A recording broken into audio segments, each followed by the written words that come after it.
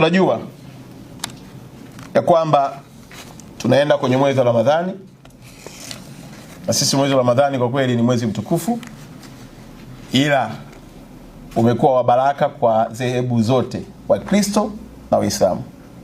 Kwa miaka mingi tumeona pale Dar es Salaam watu wakifanya Ramadhani Cup.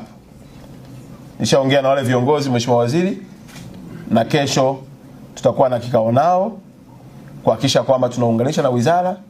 Ramadhani Cup tunaipeleka kwenye mikoa 5, yawe ni mashindano yanayohamasisha na kuwafanya watu tukabaki pamoja. Unajua mwezi wa Ramadhani huwa ni mwezi ambao ni kama kwa lazima vile. Wakristo na Waislamu wote tunakaa pamoja, na wengine tumelelewa kwenye familia za Kiislamu.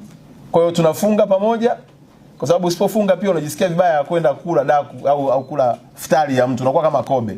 Sasa sisi tungependa tutumie pia fursa hiyo, michezo yetu iweze kutunganisha.